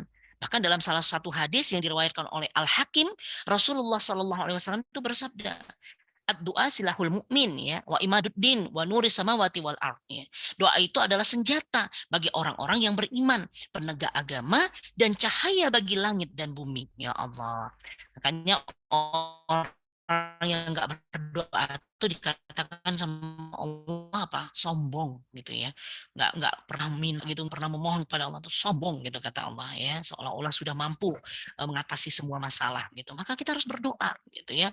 Nah, jadi sudah semestinya lah orang mukmin ya menggunakan doa ini untuk keperluan kita sehari-hari. Nah, untuk keluar dari masalah baby blues syndrome ini yang tadi, jangan pernah kita lupa berdoa. Dan di dalam Al-Qur'an itu banyak sekali ya perintah Allah Subhanahu wa taala kepada umat manusia, khususnya kita umat Islam, untuk memohon kepada Allah ya melalui doa. Dan Allah Subhanahu wa taala berjanji ya, menjanjikan apa? Akan mengabulkan doa dari orang-orang yang mohon kepadanya ya dengan ikhlas. Dan salah satu doa yang diajarkan oleh Rasulullah Sallallahu Alaihi Wasallam ini ya adalah ini. Ya Tuhanku, aku berlindung kepadamu dari rasa sedih serta duka cita ataupun kecemasan. Ya, dari rasa lemah serta kelemahan, dari kebatilan serta sifat pengecut dan beban hutang serta tekanan orang-orang jahat. Ya, insya Allah. Wallahu a'lam bishawab. Itu saja yang bisa saya sampaikan malam hari ini. Mudah-mudahan bermanfaat ya. Lebih dan kurangnya saya mohon maaf. Jika ada yang salah, terus mata-mata dari saya yang dhaif, kebenaran itu hanya milik Allah. Assalamualaikum warahmatullahi wabarakatuh. Waalaikumsalam warahmatullahi wabarakatuh. Masya Allah, sangat insightful sekali Ustazah. Ini kalau saya sendiri, jadi banyak banget insight-nya Ustazah Popi. Ketika mendengarkan paparan dari Ustazah Popi tadi, terkhususnya tadi tentang ini, macam-macam pahala yang bisa didapatkan oleh seorang ibu tadi. Wah itu, jadi Wah, kalau benar. dari Mawila sendiri kayak Masya Allah, jadi sebanyak itu ya ternyata ladang pahalanya seorang wanita, seorang ibu itu, mulai dari ketika hamil, terus melahirkan, menyusui, sampai begadang pun ada ternyata Ustazah ya, kayak Betul. begadang pun ada gitu, ada Bahkan pahalanya. kalau dia meninggal pada saat melahirkan langsung syahid loh, ya. Pahalanya syahid luar biasa itu. Kayak itu kayak benar-benar kayak berita gembira sekali ya mungkin ya bagi muslimah-muslimah yang memang sudah paham ilmunya tadi itu terkait dengan bagaimana sih pahala-pahalanya kita gitu ya dalam merawat sang buah hati kayak gitu. Kalau izin Nabila menyimpulkan Ustazah, mungkin meringkas juga ya apa yang sudah dipaparkan oleh Ustazah Poppy pada malam hari ini. Jadi teman-teman tadi Ustazah Poppy sudah memaparkan kepada kita ya terkait dengan baby blue syndrome dan juga postpartum depression tadi apa saja perbedaannya gitu ya. Sudah disampaikan oleh beliau gitu ya. Di antaranya kalau misalnya baby blue syndrome itu mungkin dari ukuran waktu ya, ukuran waktunya 2 minggu, kalau misalnya postpartum depression itu lebih dari 2 minggu gitu ya. Untuk gejala-gejalanya mungkin juga sudah dijelaskan ya perbedaannya. Nah, ternyata masalah-masalah tadi, baby blues, kemudian postpartum depression itu muncul karena adanya mindset ya, mindset yang mungkin perlu diperbaiki dari seorang muslimah tersebut ya. Dari mulai adanya fakta peran baru yang dihadapi oleh seorang ibu baru tersebut ya, karena peran barunya mungkin sebelumnya belum memiliki anak, ya sebelumnya masih single itu. Kemudian ada peran baru sebagai seorang ibu, ditambah dengan masih minimnya referensi, maka mungkin timbullah pemahaman-pemahaman yang masih perlu diluruskan. Nah, jadi apa sih sebenarnya ikhtiar yang bisa kita lakukan? Ya, ternyata merubah kerangka berpikir itu juga akan merubah perilaku kita gitu. Nah, kerangka berpikirnya apa yang disyariatkan oleh Islam? Tadi ada 5 tadi yang dijelaskan oleh Ustazah Poppy tadi. Pertama, menjadikan syariat Allah sebagai standar dari perbuatan kita, kemudian menjadikan ridho Allah sebagai tujuan amal kita, hidup kita harus mau diatur oleh aturan syariat, mengutamakan yang halal dan haram, bukan dari hawa nafsu kita ya teman-teman semua ya. Dan yang terakhir, akhirat sebagai orientasi kehidupan. Nah, dari pemaparan beliau tadi ya, kita diajarkan ya, dipaparkan juga bahwa banyak sekali pahala-pahala yang bisa didapatkan oleh seorang ibu gitu ya, ketika hamil, ketika melahirkan, menyusui, begadang gitu ya, yang semua itu tuh akan dinilai pahala. Gitu ya. Pahalanya juga nggak main-main teman-teman, Pedimed semuanya pahala jihad fisabilillah, pahala orang yang berpuasa, membebaskan 70 orang budak gitu ya. Masya Allah. Jadi kalau mendengarnya itu sangat berbinar-binar rasanya gitu. Dan semoga teman-teman Pedimed di sini bisa menjadi generasi, menjadi ibu-ibu pejuang yang bisa melahirkan generasi emas. Gitu ya. Mungkin ya, kita langsung saja ke sesi selanjutnya, Ustazah Poppy, sesi tanya jawab. Tafadhol. Kita lihat di kolom Zoom sudah ada beberapa pertanyaan, Ustazah. Kita langsung ke pertanyaan yang pertama dari Mbak Uci Rahmawati dari Karawang. Ustazah, saya ingin bertanya, ya ada beberapa pertanyaan ya, dua pertanyaan Ustazah. Bagaimana merespon tanggapan orang lain yang menganggap kita tidak bersyukur karena mengalami baby blues? Padahal kita sendiri juga sedang berjuang menghadapi gejala psikologis diri kita. Apalagi kadang omongan orang melekat di hati kita. Bagaimana menanggapi komentar negatif tersebut, Ustazah? Jadi mungkin masih ingin berjuang, tapi dapat ini tekanan dari lingkungan sekitar, Ustazah. Betul. Ini langsung saya jawab aja ya, Mbak? Boleh, Ustazah. Oh, oke. Yang nomor 2-nya mau dibacakan Kedua, sekalian? boleh sekalian aja saya. Apakah Mm-mm. suami bisa juga mengalami baby blues? Bagaimana, Ustazah? Oke, ya. Nih, Bismillah ya. Ini buat Mbak Uci Rahmawati. Ya, Masya Allah ya.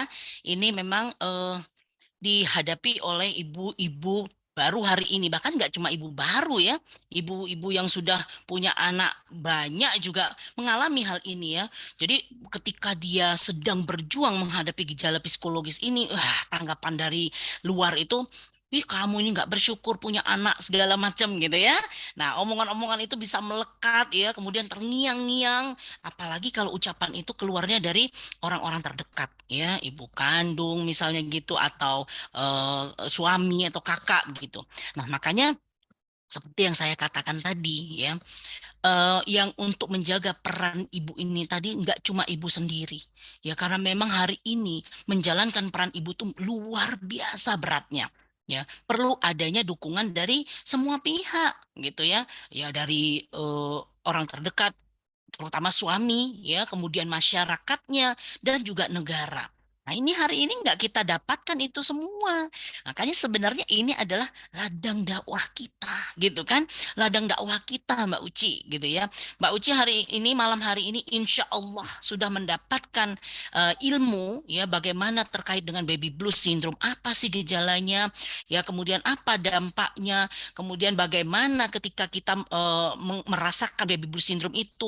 Oh, ternyata itu semua adalah dari pola pikir kita. Ya, kita kesel, marah segala macam terhadap keadaan. Itu semua ada dalam pemikiran kita. Ya, ketika kita berpikir sesuatu yang sahih, yang benar, maka perilaku kita pun insya Allah benar. Nah, sekali lagi saya katakan, kita merujuk apapun itu ya, tingkah laku kita itu kepada siapa? Kepada apa? Kepada Al-Qur'an.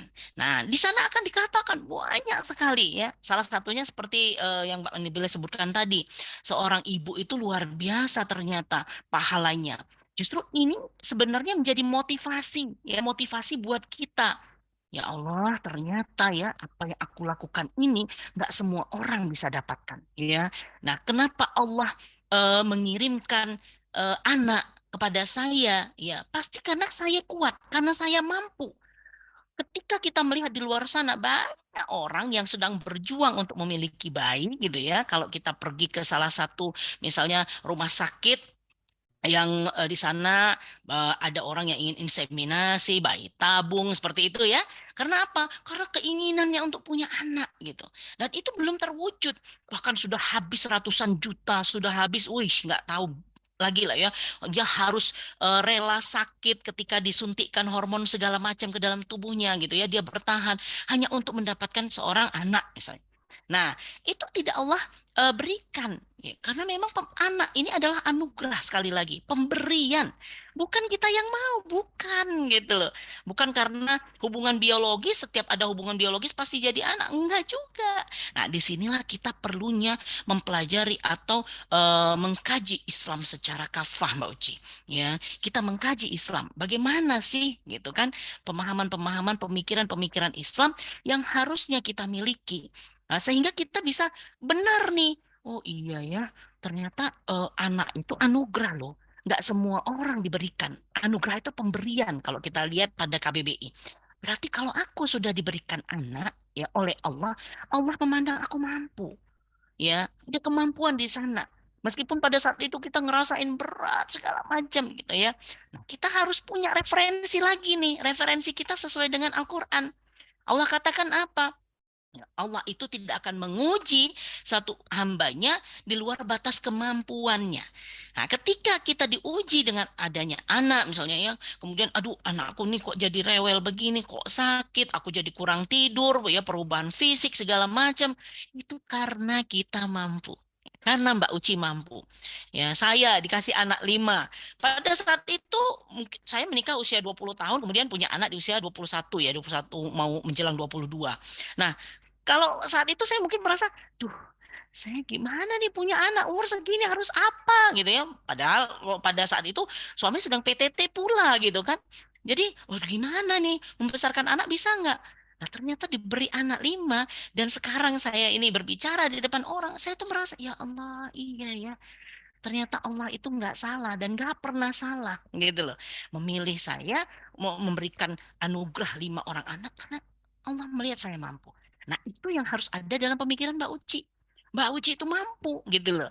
Ya, Allah memberikan kemampuan itu tadi. Tinggal Mbak Uci itu merubah ini, merubah reframing ya, reframing gitu. Merubah paradigma berpikirnya, cara berpikirnya. Nah, jadi Mbak Uci itu adalah mampu ya. Allah memandang Mbak Uci itu mampu, diberikan anugerah anak yang nanti akan dipersiapkan pahala sedemikian rupa seandainya Mbak Uci ikhlas menjalankannya. Lalu bagaimana menanggapi komentar yang negatif begitu kan?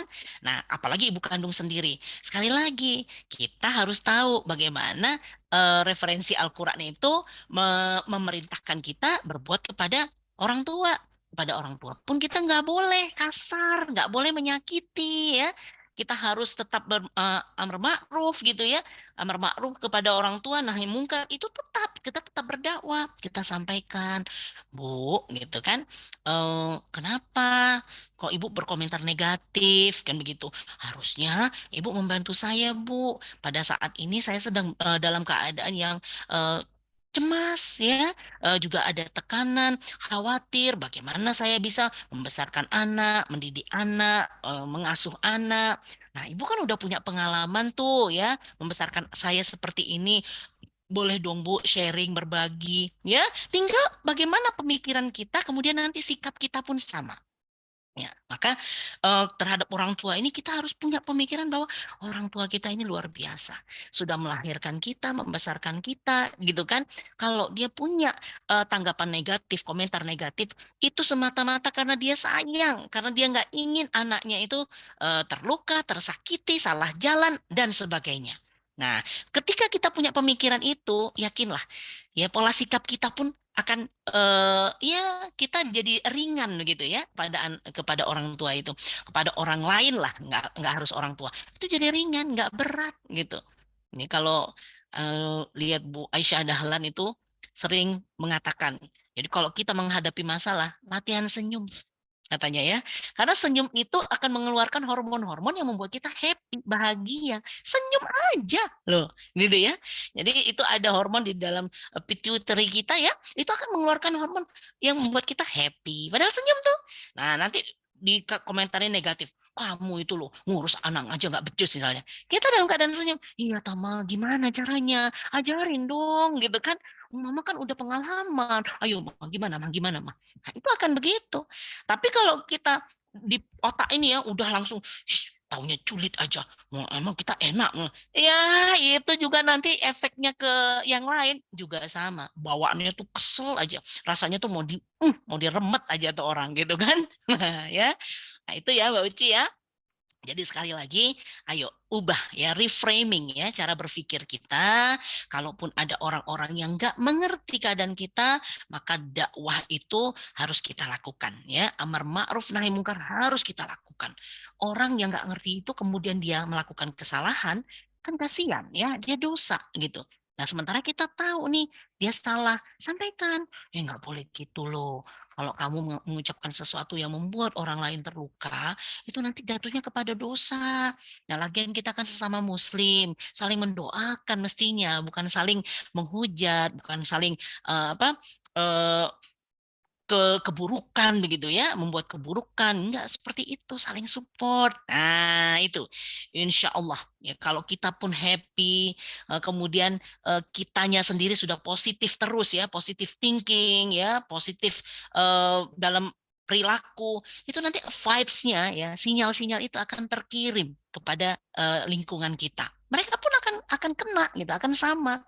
Ya, makanya kenapa ketika anak kita sedang rewel dan kita ini sedang kemudian kita cemas, coba perhatikan, anaknya makin tenang nggak? Makin marah, ya kan? Makin rewel itu pasti. Karena ada sinyal ya, ada vibes itu tadi akan tertangkap, gitu. Tapi kalau misalnya anaknya nangis nih, anak rewel, kemudian kita kenapa sayang, kenapa, yang mana sakit, nak, yang mana, gitu ya? Itu nanti lama-lama, nangis tapi dia tenang gitu loh. Nah ini pertama, kepada orang-orang lain pun seperti itu Mbak Uci ya. Jadi kitanya dulu nih, semua tuh berawal dari kita ya. Kita yang apa ya, mempermisifkan apakah kita mau merasa sakit, apakah kita mau merasa bahagia, itu ada di kita keputusannya. Oke, nah yang kedua, apakah suami bisa mengalami baby blues? Nah kalau baby blues itu memang adalah khasnya kepada ibu ya, ibu yang setelah melahirkan. Tapi kalau seorang ayah dia merasa cemas, khawatir, itu sebenarnya bisa juga ya terjangkit seperti itu. Itu namanya postnatal depression ya, seorang ayah itu mengalami postnatal depression, jadi bukan baby blues syndrome gitu. Nah ini biasanya faktor penyebab perasaan ini tuh dia belum siap menjadi ayah ya, ada rasa takut begitu ya menjadi ayah gitu. Khawatir terkait apa? Tanggung jawab baru misalnya ya, peran dia sebagai ayah, akhirnya nanti dia kehilangan kebebasan, ada rasa khawatir seperti itu. Dan biasanya karena seorang ayah itu adalah qawam, ya, pemimpin, dan dia bertanggung jawab terhadap nafkah keluarga, yang paling dikhawatirkan itu adalah terkait dengan keuangan biasanya gitu ya. Jadi mengalami perasaan khawatir, aduh nih nambah anggota keluarga baru nih, mampu nggak ya secara finansial aku penuhi begitu kan. Bisa nggak ya pekerjaan yang sekarang ini biasanya dengan gaji sekian cukup untuk 2 orang, nah sekarang punya anak cukup nggak ya untuk bertiga? Nah itu khawatiran seperti itu Bunda ya. Jadi nah sekali lagi, suami dan istri itu partner. Jadi kalau suaminya mengalami seperti itu, istrilah yang menguatkan. Kalau istri mengalami seperti itu, suamilah yang menguatkan ya. Bismillah ya, insya Allah mudah-mudahan sama-sama kita berdoa, kemudian kita menjalankan ya, mengamalkan ilmu yang kita dapatkan hari ini, insya Allah. Gitu Mbak Nabila.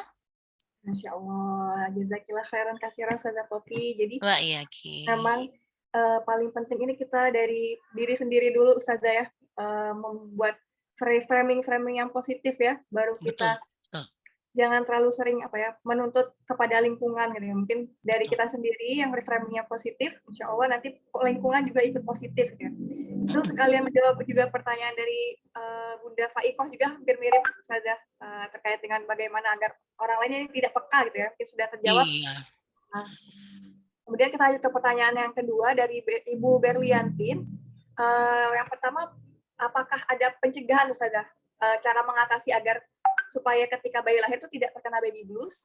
Kemudian pertanyaan yang kedua, apakah sebenarnya baby blues ini akan dialami oleh semua orang? Karena kan setiap orang mengalami perubahan hormon. Gitu. Iya. Silakan dipersilakan ke Kopi. Baik. Jadi seperti kita lihat tadi ya, bahwa salah satu beberapa ya penyebabnya itu termasuk hormon begitu ya. Nah, seandainya hormon estrogen ini tadi itu tercukupi, nah bisa jadi dia tidak menyebabkan baby blues syndrome dikarenakan kekurangan hormon begitu. Jadi hormonnya sudah cukup, tapi bisa jadi karena apa? Fisiknya ya, yang tadi kelelahan, nggak tidur segala macam gitu. Nah, itu bisa menyebabkan terjadinya baby blues syndrome juga gitu Bunda ya. Nah, makanya setiap orang itu pasti beda-beda ya, dengan ibu satu dengan ibu yang lainnya itu pasti beda-beda. Oke. Selanjutnya apa tadi? Cara mengatasi agar ketika bayi lahir kita sebagai perempuan tidak terkena baby blues syndrome. Nah, baby blues syndrome itu kan eh, wajar ya, terjadi itu wajar, apalagi terhadap ibu baru. Dan itu akan hilang dengan sendirinya setelah 2 pekan begitu biasanya. Nah, kalau dia menetap ya, itu yang namanya akan jadi depression ya, postpartum depression. Nah, ini yang berbahaya gitu. Ini yang berbahaya. Nah, kalau baby blues akhirnya kemudian bisa disolusi dengan tadi reframing tadi, oh iya sih gitu kan, wah iya ya ternyata punya anak itu emang berat, tapi Allah itu nggak pernah salah mengirimkan anak kepada saya gitu kan, nggak pernah salah untuk memberikan predikat ibu kepada saya kan gitu, reframing. Nah, insya Allah itu akan bisa tersolusi ya, rasa baby blues syndrome itu bisa tersolusi dengan baik begitu. Nah, artinya tetap cara mengatasinya adalah pemikiran kita, reframing ya. Begitu kita mengalami baby blues itu cemas yang kita nggak tahu cemasnya karena apa. Nah, kita lihat, kenapa sih aku harus cemas gitu ya? Nah, kalau misalnya apakah terkait materi gitu, kan Allah sudah menjanjikan setiap yang bernyawa di dalam hidup ini itu sudah ada rizkinya masing-masing, nggak usah khawatir gitu loh. Ya bahkan hewan melata sekalipun itu udah Allah jamin. Ya cica itu hewan melata ya, yang dia nggak punya sayap, tapi makanannya itu bersayap gitu kan. Ya makanannya siapa? Nyamuk gitu. Yang kita aja kadang-kadang kalau nangkap nyamuk udah gini-gini ya, udah pakai persiapan ya, pakai kuda-kuda segala, nggak dapet juga gitu kan. Tapi si cicak yang diam-diam gitu ya. Nah, datang seekor nyamuk. Lah, ya memang lagunya begitu. Jadi datang, coba bayangkan, nyamuk itu datang kepada si cicak.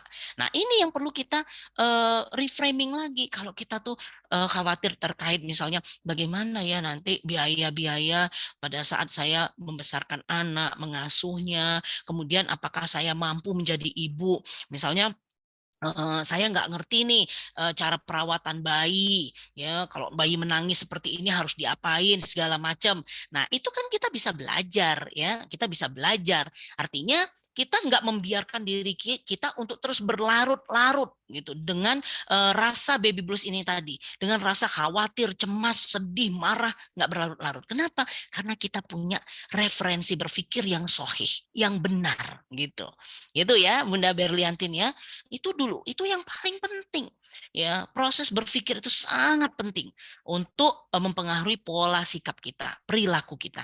Nah, kalau misalnya di tempat lain itu nggak seperti itu ya. Kadang-kadang berpikir, oh ya pokoknya kalau udah kayak gini, ya udah mengalami baby blues syndrome, ya udah kamu biarkan aja, kamu healing kayak misalnya ya. Gimana caranya? Kamu harus punya me time misalnya gitu ya. Kamu punya me time, nggak apa-apa, kamu healing sendiri, me time. Kemudian nanti kalau udah tenang hadapi lagi. Nah itu tidak akan menyelesaikan masalah secara hakiki. Kenapa? Tetap yang namanya pemikiran dia tuh belum sahih. Harus punya pemikiran yang sahih, ya harus punya pola berpikir yang benar. Benar menurut siapa? Menurut Allah pastinya, sesuai dengan Al-Qur'an gitu. Ya, karena Allah yang memberikan anak, Allah yang menjadikan kita ibu, ya. Allah yang menciptakan kita, sangat tahu kekurangan dan kelebihan manusia. Itu sangat tahu Allah itu. Ya, oke. Nah, insya Allah begitu ya, Bunda Berliantin ya. Jadi ketika bayi lahir, terkena baby blues syndrome, ya nggak ada masalah, ya. Jangan langsung, aduh, gitu kan. Oh, berarti ini dosa, dosa. Enggak dosa juga, gitu kan. Ya nggak apa-apa, gitu. Kalau begitu udah kena, kita ada cemas, ada khawatir, kita langsung acknowledge, gitu ya, langsung sadar.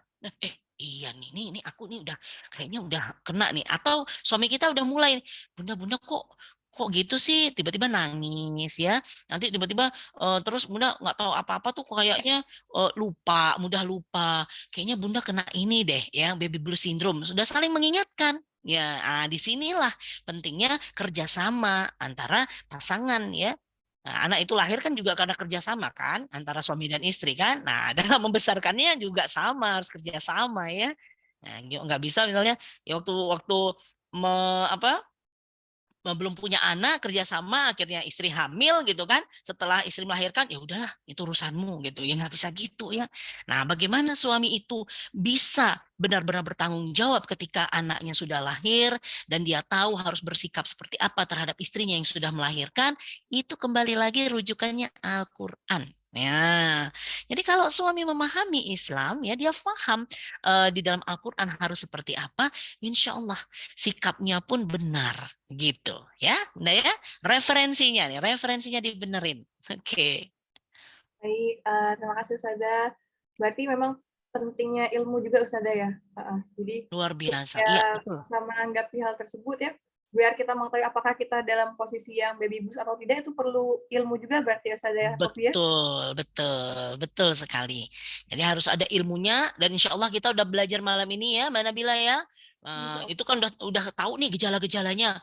Jadi kalau ada gejala seperti itu, wih, ini kayaknya saya udah baby blues nih. Nah, mulai nih. Ya, mulai ya reframing nih.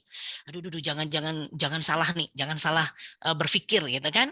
Nah, mulai reframing gitu. Ya Allah, ternyata nikmat luar biasa. Ya mulai itu ya, mulai masukkan ke dalam diri kita, kemudian kita accept begitu ya. Ya Allah, ternyata Allah memilihku ini nggak salah, berarti aku mampu. Aku beda dengan orang-orang yang lain, pilihan kan gitu ya. Nah, itu terus membuat kita itu menjadi accept ya, acceptance gitu, menerima keadaan ya, kemudian kita paham harus berbuat apa gitu. Baik, Ustazah. Terima kasih untuk pemaparannya, Ustazah Poppy. Masih ada waktu kita ke pertanyaan selanjutnya, Ustazah. Boleh Mbak Nabila, silakan. Ini untuk pertanyaan dari Ibu Faifah. Tadi sudah mirip ya, mungkin sudah terjawab dari Ustazah Poppy tadi. Kita lanjut ke pertanyaan Ibu Esa. Ini Ibu Esa dari Purwokerto. Assalamualaikum Ustazah, izin bertanya. tadi di slide dijelaskan kalau rasa sakit saat melahirkan itu akan mendapatkan pahala yang luar biasa. Tapi bagaimana jika ibunya memilih metode persalinan ERAX yang lebih nyaman dan tidak ada rasa sakit? Apakah memang sebaiknya tetap melahirkan per vagina yang normal, Ustazah?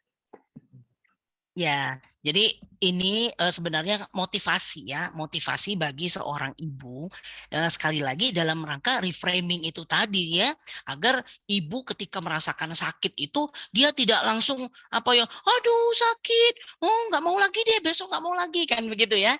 Nah ini dalam rangka memotivasi. Ketika kita tahu ya Allah rasa sakit itu ternyata memberikan pahala.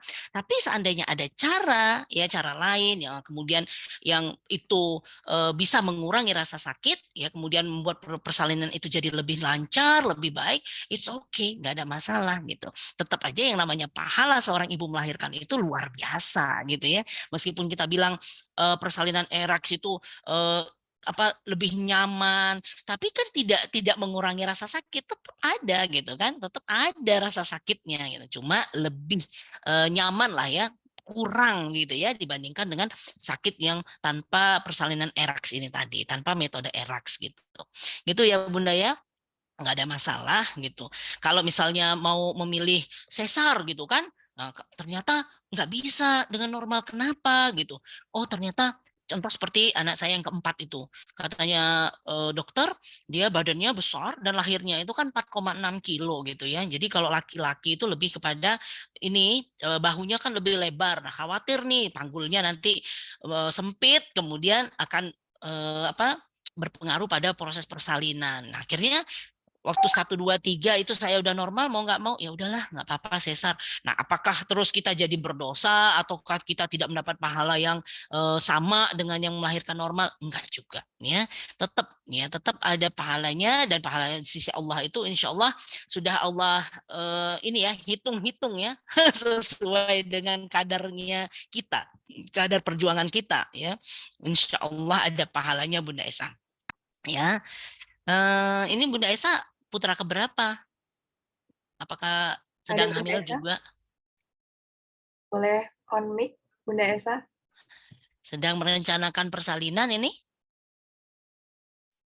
Oh, Bunda Esanya belum ada. Belum ada Ustazah ya? Ya, Gitu ya. kalau jadi memang Ya, sama ya Ustazah ya, jadi mau SC ataupun normal gitu ya.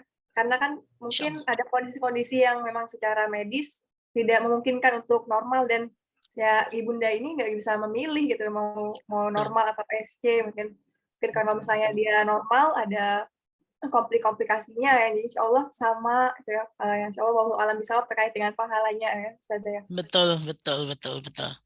Nah, tapi insya Allah itu motivasi lah ya. Pokoknya Masih motivasi bagi kita gitu. Jangan nanti begitu udah ngerasain sakit melahirkan. Wah, pernah tuh saya mengalami sendiri ya. Teman pada saat mau melahirkan, ya, teman ini satu ruangan gitu ya. Oh teriak-teriak gitu. Wah, aku nggak mau lagi habis ini melahirkan. Sakit, sakit. Ya, ada yang begitu. Ya Allah, gitu kan kita langsung urut dada, Masya Allah gitu. Nah, kalau kita melihat itu tadi bagaimana pahalanya melahirkan, bagaimana pahalanya menyusui, itu motivasi ketika kita hamil yang berikutnya, nah itu kita minimal sudah punya menjalani proses persalinan itu, gitu Mbak. Masya Allah. Ya, alhamdulillah ini sudah jam 9 Ustazah, tapi masih ada beberapa pertanyaan. Boleh tambah lagi atau sudah dicukupkan Ustazah? Boleh satu lagi deh Mbak, Insya Allah. Satu lagi Ustazah ya. Dari Ibu Nida, Assalamualaikum Ustazah, saya izin bertanya, bagaimana pendapat Ustazah dengan kekhawatiran seorang ibu yang ingin memiliki anak, yang akan memiliki anak, sedangkan kondisinya seorang ibu ini sebagai tulang punggung keluarga, suaminya sedang tidak bekerja, di lain sisi ada khawatir tidak bisa mengurus anak dengan baik karena bekerja tadi, gitu ya. Bagaimana pendapat Ustazah? Insya Allah ya, memang inilah yang kita hadapi ya Bunda Nida hari ini ya. Bagaimana eh, kehidupan itu nggak normal ya.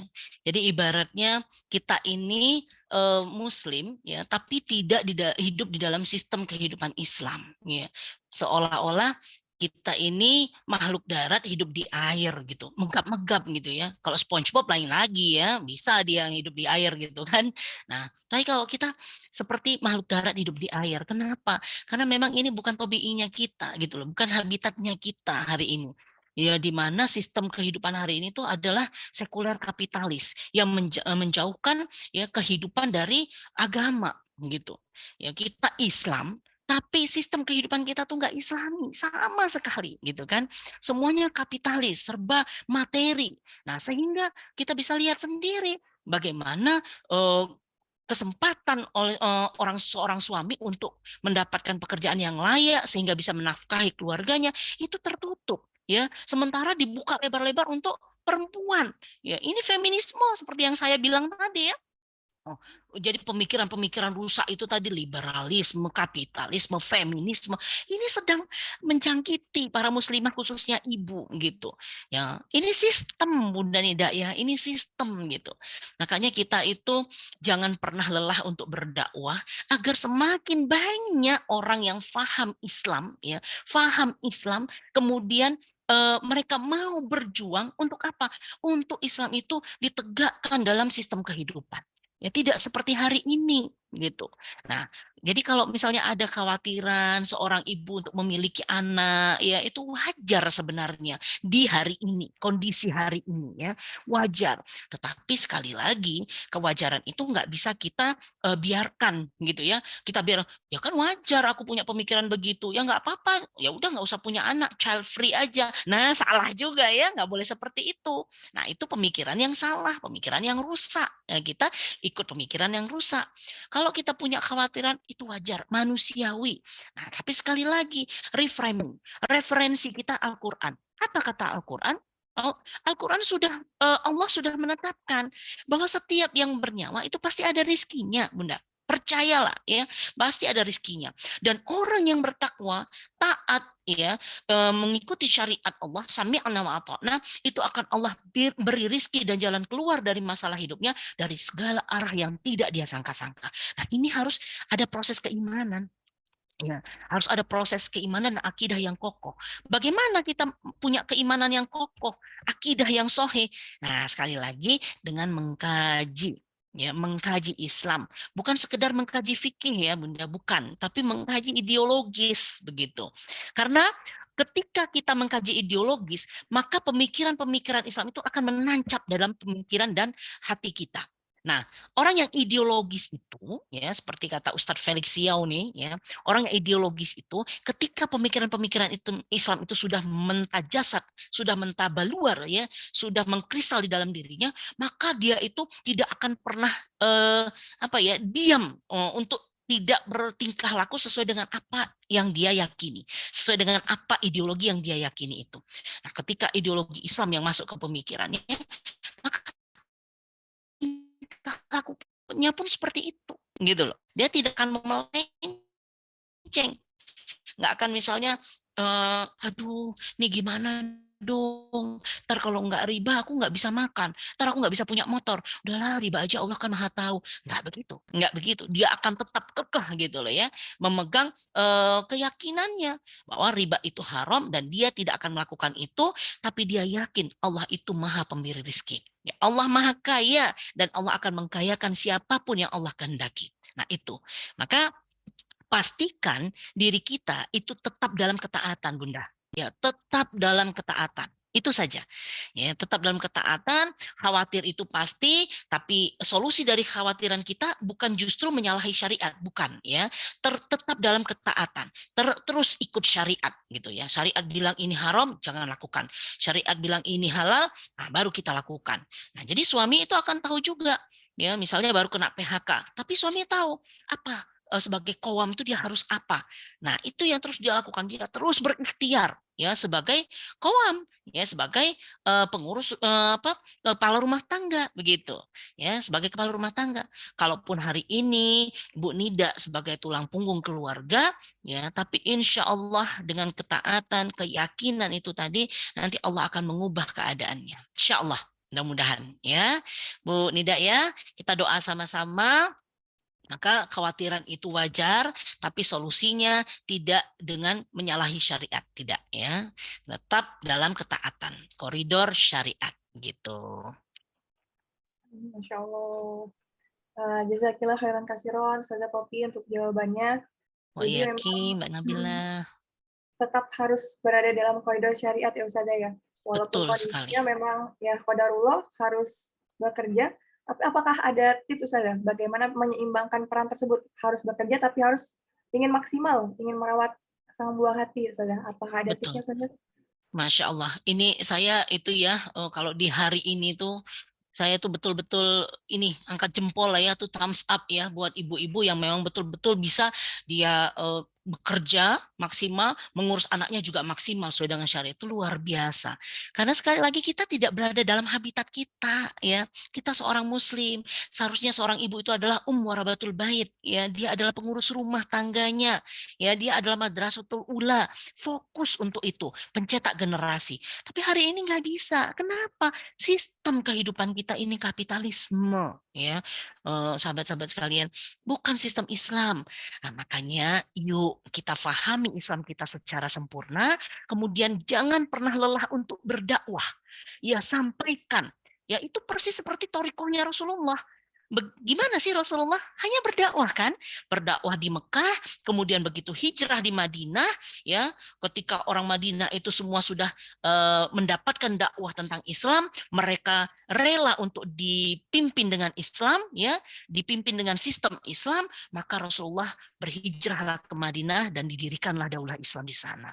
Nah, ketika daulah Islam itu sudah berdiri, sudah tegak, maka seluruh syariat yang ada di dalam Al-Quran itu mampu untuk dilaksanakan. Nggak seperti hari ini, nggak seperti hari ini. Ya, maka sulit sekali ya Allah, saya bisa merasakan itu ya. Apa yang dirasakan seperti pertanyaan Bunda Nida ini ya. Jadi orang mau punya anak, tapi ternyata gimana secara keuangan hari ini semua kalau nggak materi juga nggak bisa gitu. Ya benar karena kapitalisme apa-apa materi gitu kan. Nah mau sekolah yang bagus materi gitu, bayar mahal. Mau masuk universitas yang bagus, fakultas yang bagus, kedokteran bayar mahal. Kapitalis gitu ya, semuanya kapitalisme, kapital, uang, materi gitu. Ya, makanya yuk pahami Islam secara kafah, yuk kita sama-sama berjuang, dakwahkan ini, dakwahkan. Semakin banyak orang yang paham Islam secara sempurna, semakin rindu dirinya untuk mau dipimpin dengan Islam, ya, kemudian dia berjuang, iya, kita harus melaksanakan apa yang Allah syariatkan. Karena Allah yang Maha menciptakan dan Maha mengatur, ya, Al-Khaliq Al-Mudabbir. Gitu. Allah menciptakan enggak cuma ya udah kamu lahir aja tercipta udah gitu aja, enggak, Allah kasih aturan supaya hidup manusia ini lurus bagus gitu ya, enggak seperti hari ini kerusakan demi kerusakan, bahkan solusi yang diberikan itu seperti tambal sulam ya, dikasih solusi untuk ini ya yang ini bocor kan begitu.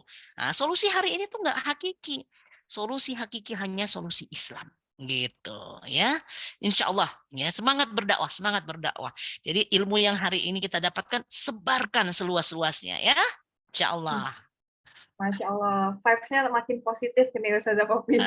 Semangat, semangat. Semangat ya, berarti Insya Allah memang kita harus paham ya peran utama seorang muslimah itu al-ummu madrasatul ula Ustazah berarti ya. Betul, betul. Alhamdulillah sudah tidak terasa Ustazah, sudah pukul 21:11 ya. Masya Kita sudah Allah. hampir 2 jam Ustazah sharing, dapat ilmu dari Ustazah Popi. Masya Allah banyak sekali ilmu yang bisa kami dapatkan. Semoga bisa menjadi amal jariah untuk Ustazah Popi, menjadi keberkahan bagi keluarga Ustazah Amin, Popi amin, juga dan anak-anak. Amin ya rabbal alamin. Mungkin terakhir Ustazah amin, boleh amin, amin, ya titip Allah. closing statement-nya Ustazah. Apa ya? Saya nggak mempersiapkan closing statement ya, tapi intinya Ya, seperti yang saya katakan tadi ya, pokoknya kita jangan pernah berhenti, jangan pernah merasa ikut 1-2 kali kajian parenting atau kajian Islami gitu, wah udah cukup lah ilmuku. Jangan pernah merasa seperti itu ya, karena sekali lagi kita ini manusia itu tempat salah dan lupa. Ya kadang kita udah ingat hari ini besok lupa gitu kan.